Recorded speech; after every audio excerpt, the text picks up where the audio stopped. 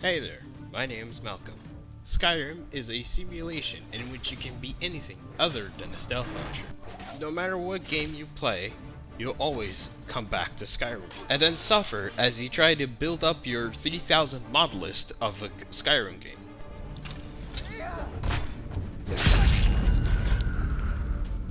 So in this video, I will play as a Berserker knight named Cassius Dragonclaw, a man of sheer will and violence, aiming to restore order by killing Ulfric StormCloak. Ulfric StormCloak is obviously trying to make a rebellion against the Empire and all of its people, and trying to simply free up Skyrim.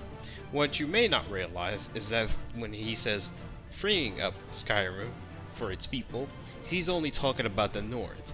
This means that there's no Khajiit, no Argonians, no fictional anime VTubers. This does not go by. So we begin the game by creating our character and just without any thought of the world, load up the preset and show us Cassius Dragonclaw in his former prison cloth. This version of Skyrim is obviously modded, so there is no introduction with the dragon and all of that. I assume you have seen it millions of times, but we do get to pick our class this time.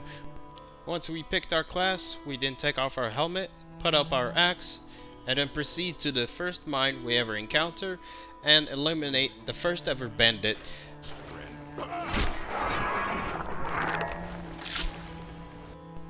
Inside the mine, we give ourselves a little testing with the axe by going and killing every single bandit in this little area. Doing so basically granted us an increase in skill of two-handed and heavy armor, and at the same time also given us a skill point which we then use for stamina.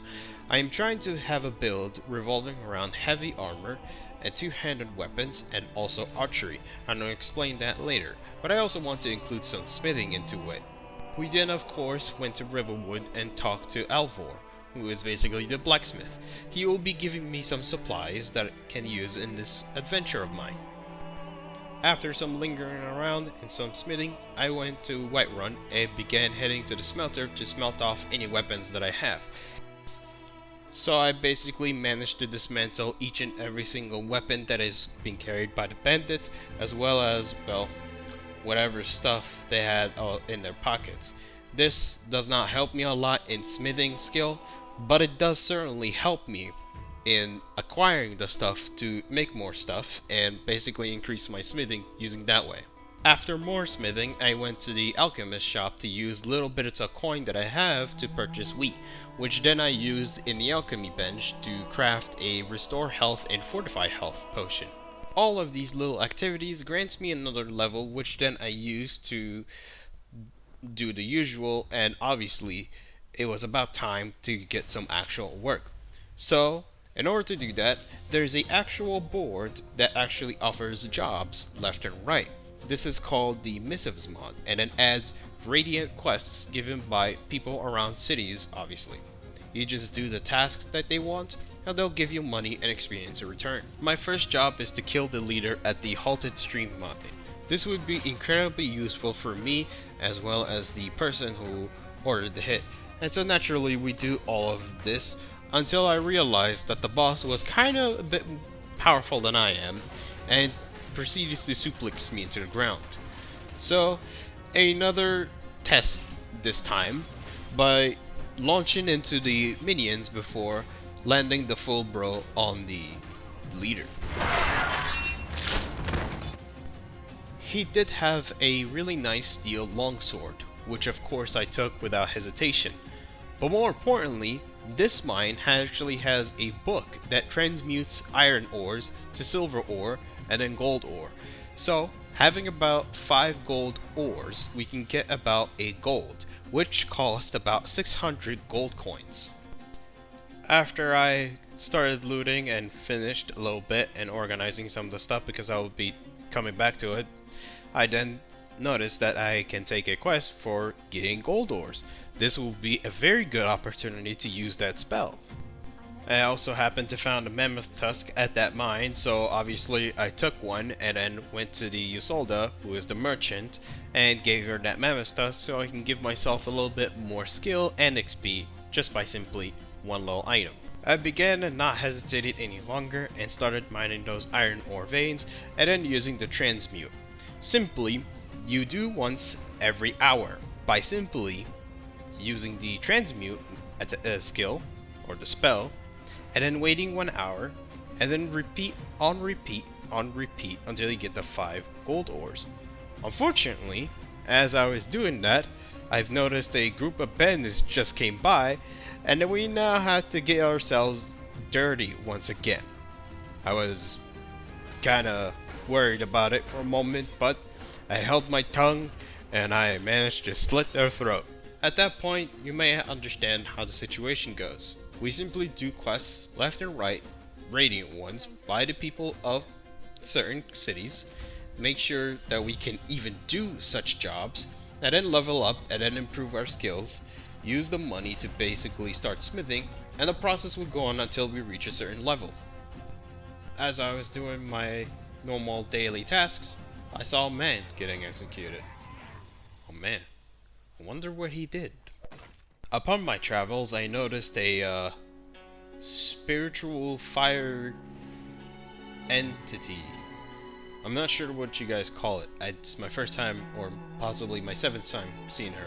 And I don't know what you're thinking. And no, we won't be doing that, because my balls are on fire right now, and I need to extinguish that. She must have liked myself slashing her apart, because she then blew up into bits trying to take me with her. At level 6, it was about time we actually start getting into real side quests. So the first thing I did was prove my wealth and loyalty to Solitude. I picked a quest from Falk Firebeard about the Wolf's Cave and whatever kind of rumors that I've been spreading by this one little peasant. I then went my way to Wolf's Cave to only find a group of skeletons waiting for me at the front door. A very nice welcome mat. Entering the cave, you can already begin to feel the suspicion rising in every little step taken forward. And at that point, you can already tell what is happening. So we begin slaughtering our way into the cave and making sure no magician is around. Much more closer, we begin to hear summoning words. It would seem they are trying to summon a god. This situation got a little bit more crazier, and I was only level 6 at that time. So I'm not sure if going forward I'm gonna fight more shit at level 6, or do I need to improve myself? Nevertheless, I kept moving forward and I did not think about it at all. I just had taken the risks or not. And then eventually I managed to kill them all. We stopped the summoning from happening. This was good news. We proved some bit of loyalty to Solitude now. I then took no hesitation to come back to Falk Firebeard and talk to him and tell him about the situation. He was not too happy, and he already gave me the medal that I did so much for Solitude, which was a very good thing. To celebrate my prevention of a big problem, I went ahead and took over a bandit-owned fort. A little bit of more radiated quests, and we got stopped by this one bandit that says we have to pay 200 gold. To which I said, how about no, by intimidating her. She said, understandable. Have a good day. To which I replied, well, this. Now that I think of it, that sounds fair. Get on your way before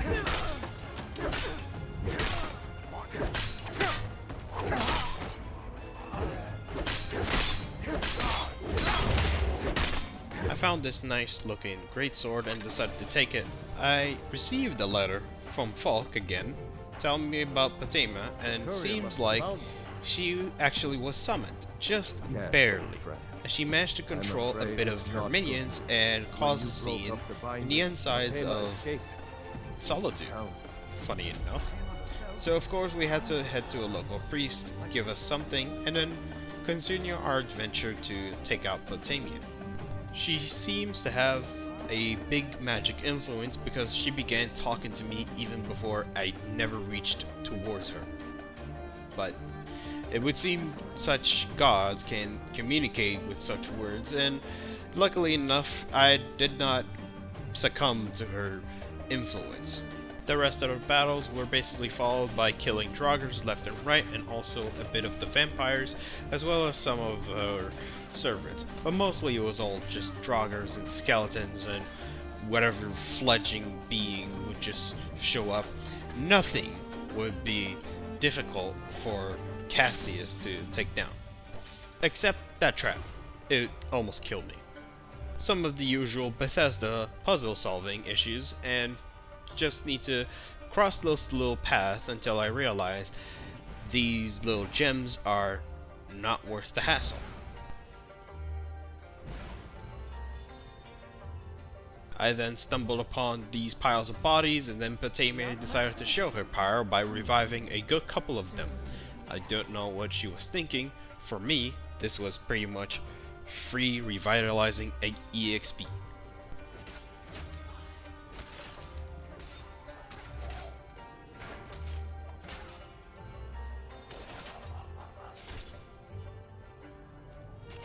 Down there, we reached a Fukuwaki room of Patamia, and seems to have a very magical sparky thing that can easily almost one-shot me, but it actually just drains my health to the zeros. It was one of the difficult boss fights if you decided to go forward with it, or you can just step back, lay on the doorway, and just kill every single being until you finally clear it, and Patamia would not use her magic. But since I ran out of health potions at that time, it seems that little mission was quite a bit difficult, and I had to try my best at berserking my way through it and suffering through it, but alas, it was no good. So once again, I did the mission, but at least this time, I managed to fight her off using bits of health potions that I still had after doing the whole boss fight all over again because I forgot to save. But anyway, we managed to kill her off and complete that quest. I then returned to the priest, gave him Patamia's skull so he can crush it or make sure that it does not exist anymore, and then returned to Falk and tell him the good news. He was welcomed by it, and he also rewarded me with 1,000 gold coins. I also did a little simping for Elisef the Jarl, and basically gave the Torg Warhorn to the Talos Shrine, and then all of a sudden I was surprised by a group of Thalmor agents, those high racist elves. But it wasn't much of a problem, as I managed to deal with them regardless. One of the radiating quests that I was doing was revolving around hunting a vampire that was basically hiding. Of course, these are very, very hard to find, but turns out to be very, very simple. And all I needed was to find a vampire, dress up as a citizen. And then I basically just took her shins off and proceeded to take whatever she had. She must have had quite the valuables being a vampire, because no peasant would have such value. As I was doing my crafting, I also managed to craft a Berserk Greatsword, which requires ebony ingot. Usually that's not around at the very beginnings of the game, but I managed to talk to the orcs and basically get myself a bit of ebony. I also hired Eric after helping him with this little questline and give him the money, and basically he named himself Eric the Slayer. I hired him with more gold, basically because I was pretty much at that point rich enough with the plantations and all the radiant quests that I've done and all the resources that I've gathered. And so pretty much at this point, it was all about just outfitting him to basically be a strong man like I am. Obviously, I also equipped myself with the best armor, that being the Black Swordsman armor. I'm sure you may have noticed this by now, but yeah, I am Guts 2.0, but while Guts is suffering in the latest chapters, I am having more of a pleasant evening. We now have progressed enough to, I think, have a little confidence in killing Ulfric StormCloak. So I begin the Civil War questline by talking to General Tullius and then reaching out to Legate Riki. Legate Riki does not like talking, she likes action, and therefore she gives us a little test. We have to take over a fort owned by bandits. So of course, we do the normal bandit killing. And at some point in time, I realized that this was not good enough. Cassius was brutal, but he was not brutal enough. So we needed to change that. So I added a dismembering framework, which basically works like this. The more powerful Cassius is, the more he's able to cut actual heads, limbs, or parts, as you can see in this little fighting. Back in Solitude, we head back to Legate Riki, and she was impressed by her skills that she basically did the whole initiation to joining the Imperials. It's time for you to officially join the Legion. It was now time to grab the Jagged Crown, but I found another fort, and I did not hesitate to then go ahead and continue my normal extermination of bandits.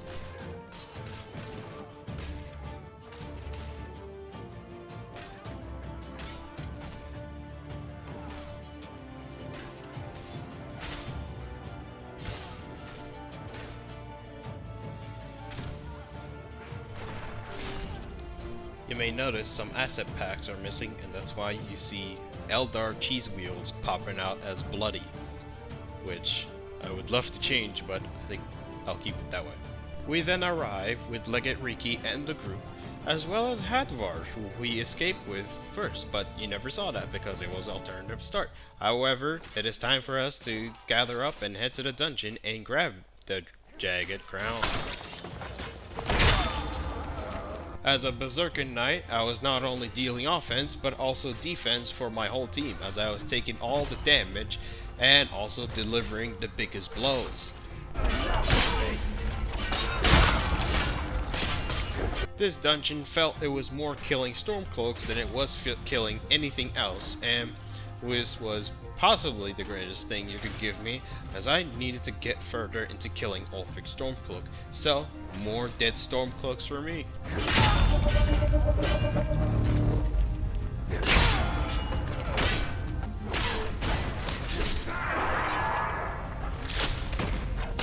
Throughout the dungeon crawling, I found the lever that would let us enter more, but we seem to have waken up the Draugr, and so we continued a big battle against the Draugr.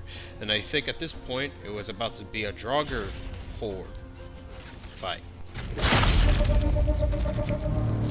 We then proceeded to find the Draugr with the Jagged Crown, and then proceeded to give him the welcoming by slashing my blade up his ass.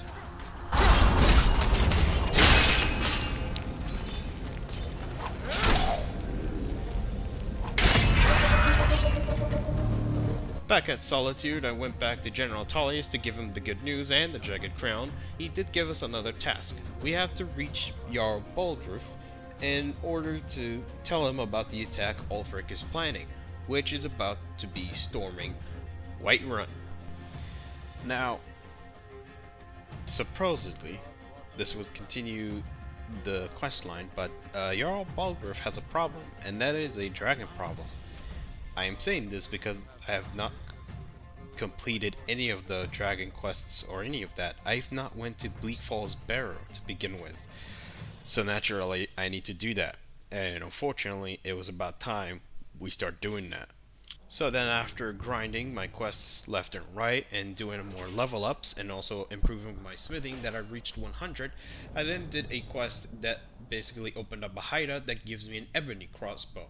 Using Dwemer technology then, I managed to make that ebony crossbow automatic. I think you know where this is going. I proceeded to Bleak Falls Barrow, killing everything in our path, making sure that everything is dead, doing the little events, making sure this fucker gets killed after I kill that spider by simply freeing him and then killing him. And then after that I continue on with my day, taking on the claw and then killing the rest of the Draugrs on the path.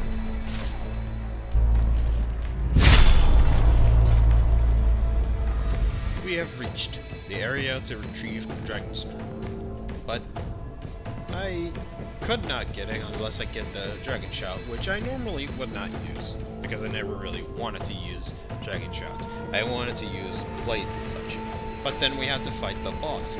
There was something dropped in the middle, but we don't have to bother with that right now. We have to kill that boss first.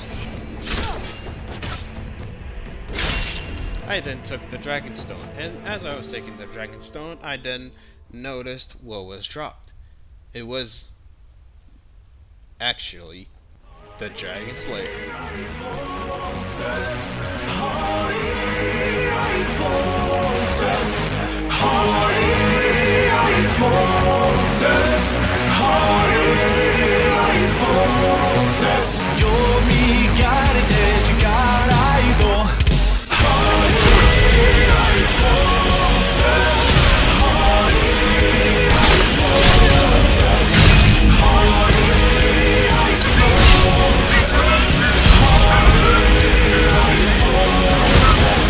I then met up with the court wizard, and pretty much it was about time to face the dragon. If you played Skyrim before, you know how experienced it is to face the first dragon, which is why I'm going to let the music play over this time. Usually I have music turned off, but since I have a mod on this, I would not want it to go to waste.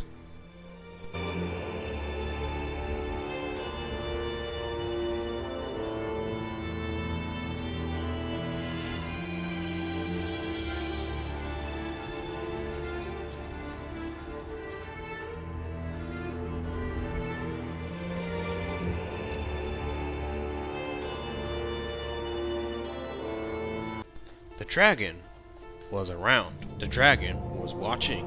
And obviously, it was raining fire. But not for long, for it tried to seek out me. Wannabe Dragonborn. I would like to talk over this, but I'd really love the music to play out first.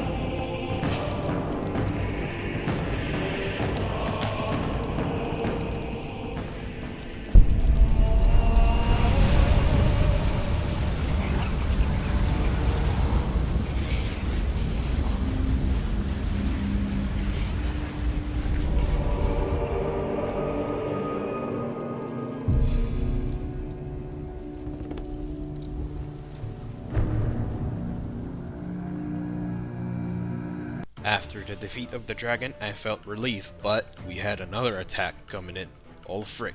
And so I had to tell the Jarl about the message. And so I was demanded to deliver this axe to Ulfric StormCloak. There's an old saying in the Skyrim world, give a man his axe, and if he returns it, it means you have business to settle. And so in that case, I just go to Windhelm and deliver the axe to Ulfric. Let me tell you, I really wanted to kill him, but let's make it in the grand finale. I returned the axe to the Jarl, and the battle of Whiterun was about to begin, and so we had to plan out. Well, really, nothing much. They just told me to go to the front line, which I did without an issue. The battle has begun, and now I must defend this area from being overrun by the Stormcloaks. Now, this is a good time to showcase you more of the fighting and the combat music.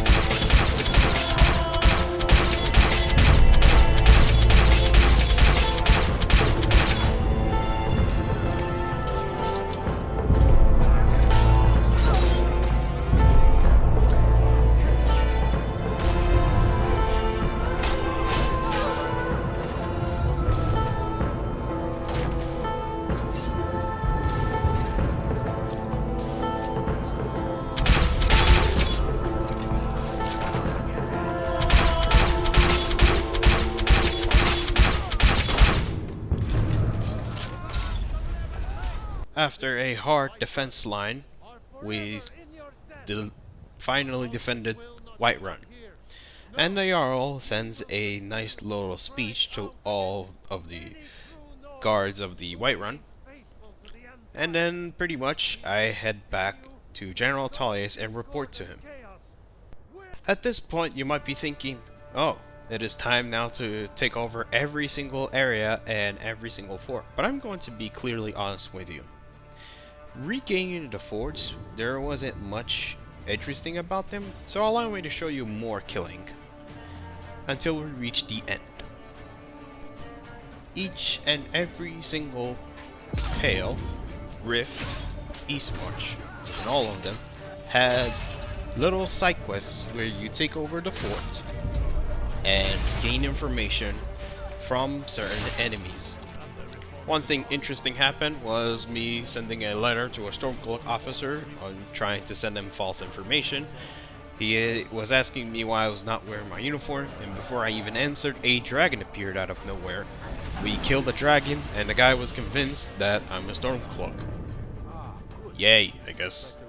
We kept on battling and battling until we reached a choke point. We eliminated enough StormCloaks that it was about time. I arrived at Windhelm.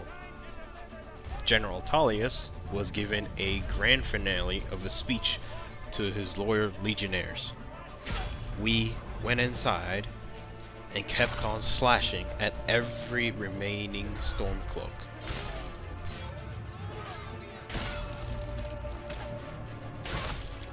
Until we entered the halls of Ulfric StormCloak. He was either surrender and face public execution or die at the hands of all three of us. But knowing Ulfric StormCloak, he would not go down without a fight.